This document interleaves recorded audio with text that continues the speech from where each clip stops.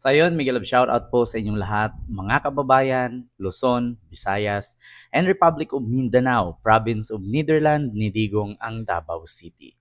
Ngayon mga kababayan, meron lang po tayong reaksyon na. Nakita nyo naman po dyan sa mismong ating screen. Ayan po, nakita nyo sa screen. Ayan. So dito po, mga kababayan, ay nagsalita po si Senador Antonio Trillanes, no? So, nagsalita po si Senador Antonio Trillanes IV, mga kababayan, na alam naman po natin na si Senador Antonio Trillanes ay kilala naman po natin yan na bilang kritiko nga ni Duterte. So, nag-react nga si Senador Antonio Trillanes, ayan sa gilid ng ating screen. Basahin ko lang din po, mga kababayan. Ito po ay post ng People's Tonight. No? Nakita nyo sa baba. Ayan, People's Tonight po yan. So, ayon dito sa People's Tonight, mga kababayan, sa isang panayam ng DZMM Teleradyo ngayong Lunes, Hunyo 16, ipinaliwanag ni dating Senador Antonio Sonny Trillanes IV na nakaanggulo na umano bilang approve. Nakaanggulo na umano bilang approve ang pagbabalita sa interim release request ng defense team ni dating Pangulong Rodrigo Duterte sa International Criminal Court or ICC. Ngunit, inangguluhan nila na parang done bill na ito. Walang kukontra, parang ganon yung pagka-package nila nung balita. Kaya iyon naman po ang naging reaksyon ng mga stakeholder. Parang naalarma, paliwanag ni Trillanes. So ngunit, kinontra naman ito ng dating senador at sinabing batay sa kanilang nakuhang impormasyon. Batay sa kanilang nakuhang impormasyon ay tatanggihan ito ng International Court. Nako, tatanggihan daw ito ng International Criminal Court. So, mga kababayan, hindi nga ito matutuloy. Itong interim release ni Digong, nako, mapapaniwala naman yung mga bobo tangatangang DDS dito. Katulad ng pagtanggi ng huli sa mga naunang inihain na motion ng defense team ni dating Pangulong Duterte. Ito ay kagaya ng mga iba't ibang motion nila na nauna. Ito ay kukontrahe ng prosecution at magbibigay ng desisyon yung pre-trial chamber ng ICC, aniya ni Trillanes. Dagdag pa ni Trillanes na bagaman may posibilidad na ito ay ipagkaloob kay Digong ay susuriin pa rin ng korte ang inihain na motion at ito ay i-deliberate ng husto ng ICC pre-trial chamber. So ang interim release ni Digong kukontrahin ng ICC prosecution. Bakit, mga kababayan? Alam niyo po ba na ang nakasaad doon sa interim release ni Digong na merong bansa na hindi ipinangalanan, merong bansa na hindi pinangalanan ng abogado ni Digong na si Nicholas Kaufman. So, hindi natin alam kung anong bansa ito kasi wala namang pangalan. Ngunit, sunod doon, meron pang nakasaad, Mr. Duterte do not continue commit crime. So, yun po, kaya malakas ang loob na magsabi si Senator Antonio Trillanes IV na kukontrahin ito at tatanggihan na naman ito ng ICC prosecution chamber or pre-trial chamber. Kasi bakit? Hindi pa nag-umpisa ang hearing sa September ay inamin na po ng abogado ni Digong na nag-commit talaga si Digong ng crimes. Na which is, inamin na din naman po ni Digong yan sa mga hearing sa Senado at sa Kongreso. Which is, narinig nyo naman ang sabi ni Digong doon na, ako pumatay, yes, 3, 4, 5, 6, 7.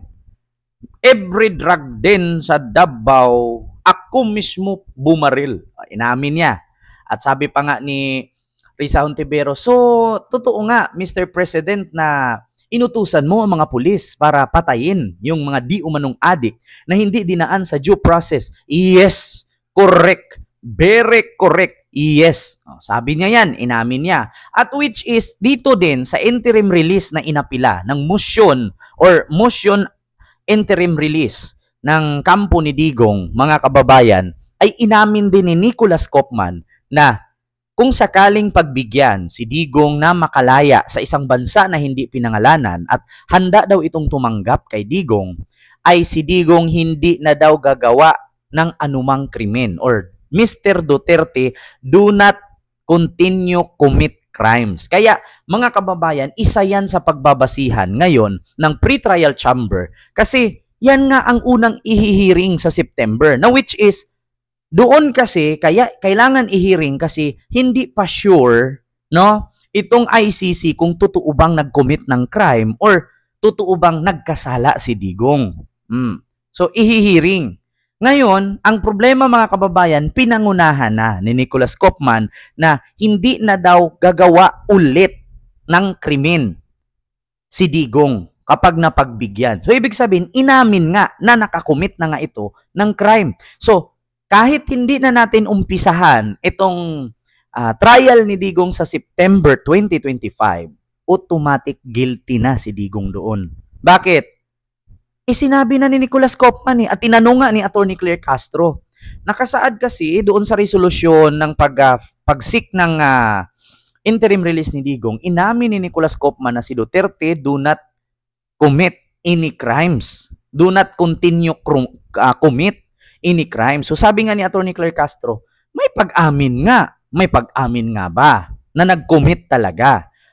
So ngayon mga kababayan, kaya malakas ang loob ni Senator Antonio Trillanes IV na magsabi na tatanggihan na naman ito ng pretrial chamber ng ICC itong hinaing motion ng kampo ni Digong kasi yun ang pagbabasihan. Inamin mismo. Hindi ka pa na-litis, hindi ka pa na-hearing, di ba? Inamin mo na. So, guilty na. Kaya ngayon mga kababayan, sabi pa nga dito ni Senador Antonio Trillanes, ito ay kagaya ng mga iba't ibang motion nila na nauna.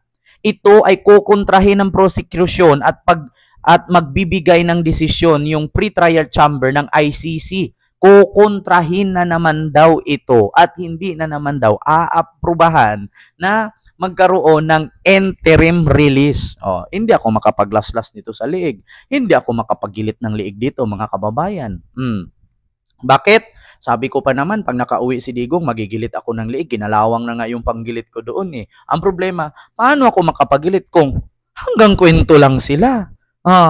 So ano, mga kababayan, nga na naman kayo ngayon mga DDS ang putang ina ninyo. Ilang beses na kayo pinaasa. Ilang beses na kayo niloko. Ang sabi nga dito, ayan sa ating screen, interim release ni Digong kukontrahin ng ICC prosecution. Based po sa nakalap natin na impormasyon, ito ay kukontrahin ng prosecution ng ICC in the same way na ino-oppose yung mga naunang motion ng defense saad ni dating Senador Antonio Trillanes IV. Kukontrahin na naman daw ito. Kawawa. Alam niyo sa totoo lang mga kababayan, sabi nga din sa naunang pahayag ni Senador Antonio Trillanes, nagtrabaho lang kasi ang abogado ni Digong na 150 million a month.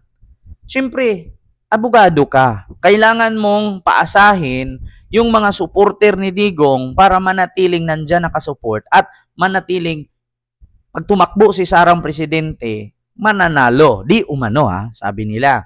Para manatili at ma-survive nila itong Duterte dynasty. Bakit? Once kasi na itong mga supporter ni Digong na bobo, huwag kayong magalit sa akin mga DDS na tanga, inutil, uto-uto, hampas lupa, pangit at mga walang pera at mahihirap na lahi, no? Kapag ito nawawala, no more Duterte in national politics position. Sabi nga ni Senador Laila de Lima, nagtrabaho lang naman si Nicholas Koopman. Kailangan ni Nicholas Koopman kumita at kailangan ni Nicholas Koopman magpakita or magpasikat. Diba? At sabihing professional siya, magaling siya para si Duterte manatiling si Koopman ang kukuning abogado. Kasi nga, saan ka ba naman hahanap? 150 million a month or 25,000 euro a month ang bayad ng lawyer ni Digong na si Nicholas Koopman. Diba? So wala na. Mga kababayan, nga na naman, interim release ni Digong kukontrahin ng ICC prosecution. hindi na naman makakalaya. Nga na naman mga DDS. So yun lang. Maraming salamat po. Thank you.